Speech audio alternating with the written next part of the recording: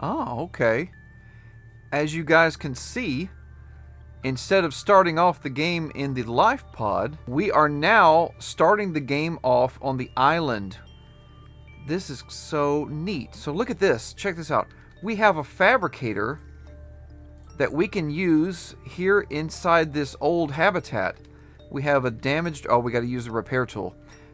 Medical kit fabricator. Let's see what we got here. Okay, that's the same PDA. Some water. What is up, YouTube? And welcome back to another 5 new Subnautica mods. Today we're going to be covering a couple of mods such as this one that are still in the production and testing phase. Now, this one is called Island Spawn. Oh, okay, there's supposed to be a random PDA. Let's see. Okay, this is different. Short-range scans reveal multiple tunnel systems running through the interior of this island. There appear to be small underwater access points located below the island's beaches. Whether these tunnels were made naturally or artificially is unclear. We're gonna have to find this out. Okay, they're supposed to be underneath the beaches, so I'm guessing I'm gonna have to go down here. This is kind of a scary place to start the game at. I would not want to start off jumping off of the land and then looking down and there's just nothing. I'm like, oh, what do we have here? Now, what is going to be in here? Whoa, oh no, no, no, no, no, no, no. I'm just now noticing this. There's a coral shell plate right here. I wonder if that was a modification made to the island so that way you can get table coral sample. By the way, we are using the deep, dark, realistic, and water blur shader.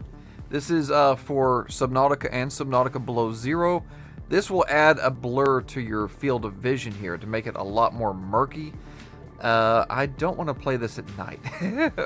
You will not be able to see anything. Okay, there's like air pockets right here, so that way I can be able to keep going. Oh, wow. Okay, so he added acid mushrooms over here, so that way you can get to that and build your own battery. What the? Huh. So he built like a little miniature creepvine cluster. That way you can progress in the game without having to swim all the way to the kelp zone. Nice. So it's just, there's only, I think only one. Let's see, I think this is a dead end. There's like a little miniature cave in here. Yeah, this is pretty cool. My suggestion would be to add a custom storyline to this mod. I think PDA entries, you could be a different survivor. I think that would be really neat. Let the modder Lionic know what you think about this mod, and be sure to give him any feedback with bugs or ideas that you have for this particular mod. It's definitely something you want to keep an eye out for. Progress. This was really cool. By the way, the music you're listening to right now is a remix of a Roblox Subnautica game called Ronautica, but this guy over here called Submarsica, his YouTube channel, he did a remix of this song, and he only has 2 subscribers, so be sure to check out his channel. He plans to release some more remixes of Subnautica or Ronautica songs in the near future. We've already had a new submarine in January, and now we have another one. Let's see, Blade class. There we go.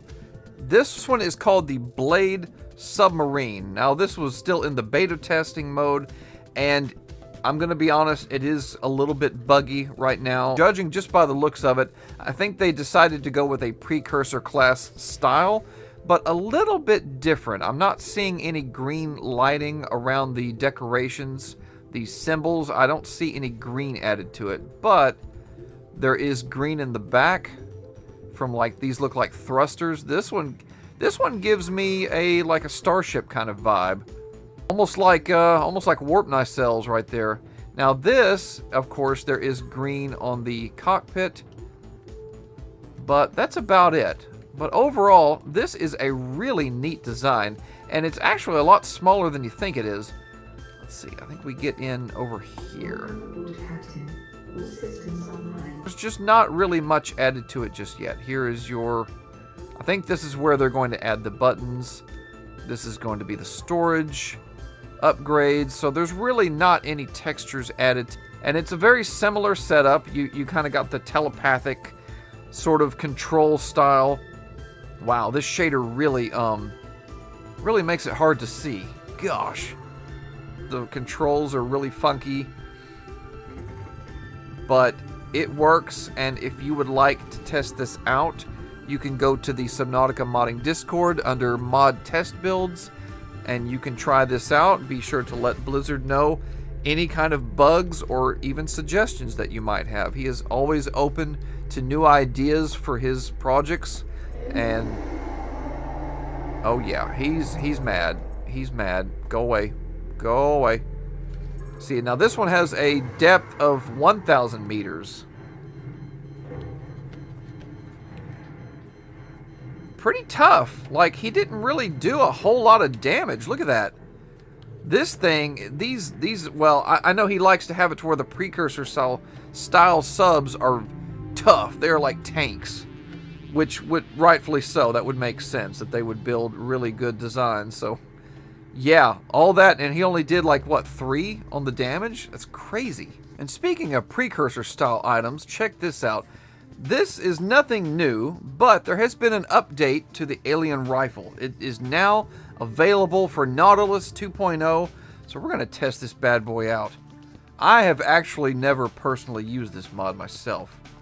Now, what's interesting is you have to have an ion battery for this to even work. At first, I couldn't figure out why it wasn't working, and it has to be ion battery, so keep that in mind. And it even has an auto shutdown mode to where it does not work at all if you're inside your own building. All right, so let's test this thing out. Woo, nice. Oh, well, that kind of like bounced off of him. Oh, it's actually kind of hard to aim with this thing. Now you can't just click and shoot very fast. You have to hold it down and you have to charge it up. So that's one thing I kind of don't like about it.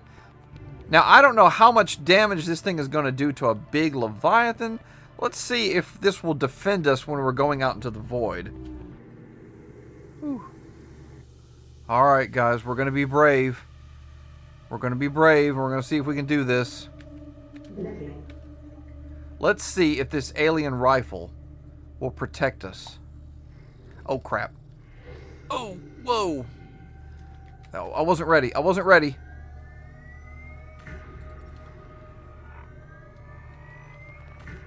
Come on. How many hits does it take?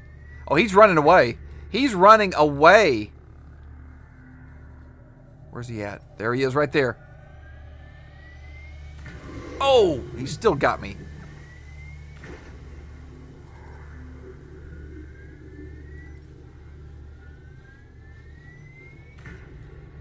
Well, I still couldn't kill him. Dang. Come on, where are you at? I'm ready. He's right there. He's right there. Oh, he turned around. He was like, nope. My territory isn't worth defending. Because I accidentally went out of the void. I don't know. That might have been the reason. Come on, where are you at? I'm waiting. I'm waiting.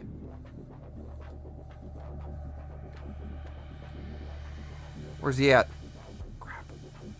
There he is right there.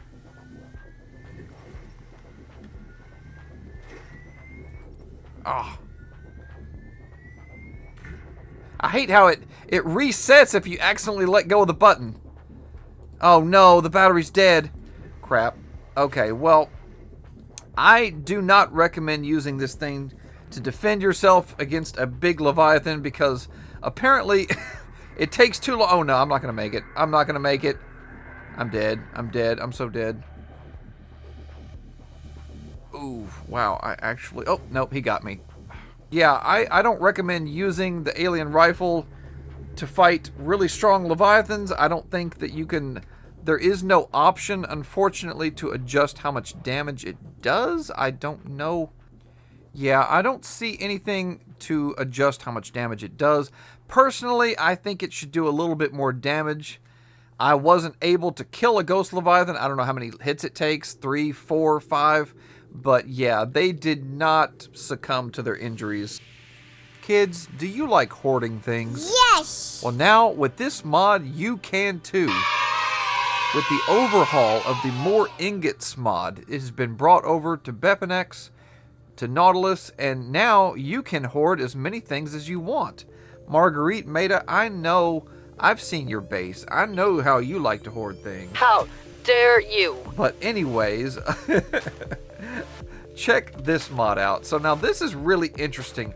You can basically condense, or let me say it this way. You can pack or unpack as much as you want. So let's say, for example, I've got a whole bunch of CPU computer chips. Now I can pack those into a packed computer chips. And it takes all of them and condenses them into one item, packed computer chips. So if I built a whole bunch of them and I wanted to stock a whole bunch of them into one locker, that would save me a lot of space. So if you, for example, you know how you do with your titanium ingots, you can pack them to ingots. Well, now you could actually unpack them back into titanium. And so here, I'm going to show you creative mode here. We're going to make some packed items here. So anything that you want, no matter what it is, this adds gold ingots, lithium ingots, copper ingots. Let's make some nickel ingots here. This is a really, really useful mod because you can pack anything that you want. Name it. Polyonyl, benzene, acid, sulfur ingots, crash powder, pretty much rubies. Any item in the game that you can possibly think of, even water. So if I have packed water. So now let's go back into survival. And then we've got these items right here. This is packed gallon of water. We've got packed nickel ingots. So now we can unpack them. Metal unpack. So now if we wanted to use the ingots, then we would unpack it, and now we've got all the nickel ore that we packed back. So that would be a great way to save storage space, so that way you can hoard as much as you want and save a lot of room. I think this is a very, very must-have mod. Ramen Neptune is coming at you with another really cool mod. Now, as you know, I've mentioned in the past, Ramen's mods are very colorful, very RGB, as you can see with the Ramon's workbench. But this one, now we have another mod that is in progress. He's still working on it. There's still a lot of cool stuff that's going to be added to this mod. This is going to be called the Radiant Depths mod. So this one, starting off, we have something called a Radiant Cube. Now, of course, I'm in creative mode. I can make this, but the recipe, of course, is going to change. But we have something here called the Radiant Blade. Now, this basically divides into 4 separate blades, and I'm going to show you what it does. Alright, so we have different modes here. So the purple blade, I believe, is supposed to be 2 times the damage of the heat blade. But you can switch over to different modes. We have something called seismic. Let's go over today. This one will send your enemies flying. Now, I don't know what it'll do to a Reaper, but let's try it out on one of these guys. Whoa! He went flying. Dang. It's like...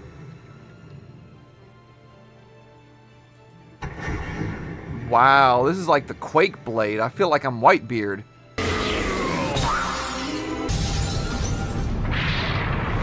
Let's see what it'll do to a Reaper. Come at me. Oh man, well that didn't work out. Whoa, okay. What is up with these flying Reapers in this game? Whoa, whoa. He did not like that at all.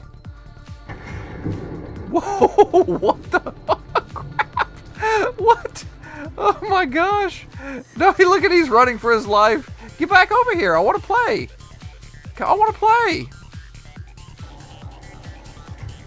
With this one, I can dash. It takes about 5 seconds to recharge, but I can dash towards him.